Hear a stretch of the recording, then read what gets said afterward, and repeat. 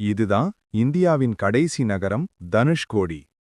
ஒரு காலத்தில் மக்கள் நெரிசலாக வாழ்ந்த அழகான கடலோர நகரம் இது.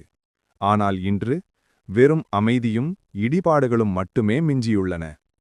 தனுஷ்கோடி என்ற பெயர்தான் ஒரு வரலாறு. இது ராமேஸ்வரத்திலிருந்து சில கிலோமீட்டர் தூரத்தில் இருக்கும் இடம். இந்து புராண கதைகள் படி ஸ்ரீராமர் இங்கிருந்தே இலங்கைக்குச் செல்ல ராமசேது அல்லது ஆதம் பாலம் கட்டினார் என்று கூறப்படுகிறது. அதனால்தான் இந்த இடம் தனுஷ், அதாவது அம்பு, கோடி, அதாவது இறுதி முனை என்று அழைக்கப்படுகிறது. ஆனால் இந்த அழகான நகரம் தன்னுடைய மிகப்பெரிய துயரத்தை 1964ஆம் ஆண்டு கண்டது. அந்த ஆண்டு டிசம்பர் மாதம் 22ஆம் தேதி இரவு நேரம் பெரிய சுழல்வாயு புயல் இந்தியாவின் தெற்கு கடற்கரையை தாக்கியது.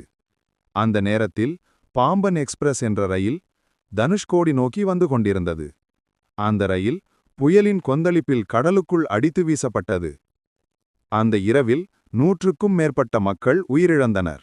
நகரம் முழுவதும் கடல் நீரில் மூழ்கி வீடுகள், சாலைகள், ஆலயங்கள் அனைத்தும் அழிந்தன. அந்த நாளிலிருந்து அரசு தனுஷ்கோடியை மரண நகரம் என்று அறிவித்தது. இன்றும் அங்கே சென்றால் அந்த இடத்தின் அமைதியே பேசும்.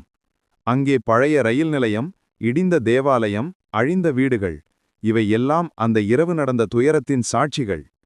அங்குள்ள கடலின் நீர்நிலைகள் இன்று கூட நிம்மதியாக தெரிந்தாலும் அதன் ஆழத்தில் ஒரு வரலாறு மறைந்திருக்கிறது. இப்போது தனுஷ்கோடி ஒரு பிரபல சுற்றுலா தளம். இங்கே நின்றால் ஒரு பக்கம் இந்தியா, மறுபக்கம் இலங்கை. இரு கடல்களும், அரபிக்கடலும் வங்கக்கடலும் ஒன்று சேரும் இடம் இது. ஆனால் அதன் ஒவ்வொரு மண்துகளிலும் ஒரு வரலாறும் ஒரு துயரக்கதையும் பதிந்திருக்கிறது. தனுஷ்கோடி அழிந்த நகரமல்ல, வாழும் வரலாறு. இந்த மாதிரி மேலும் பல வரலாற்று உண்மைகள் தெரிந்து கொள்ள எங்கள் தி ஷார்ட் ட்ரூத் சேனலை சப்ஸ்கிரைப் பண்ணி முழு வீடியோவை பார்த்து ஆதரவளியுங்கள்.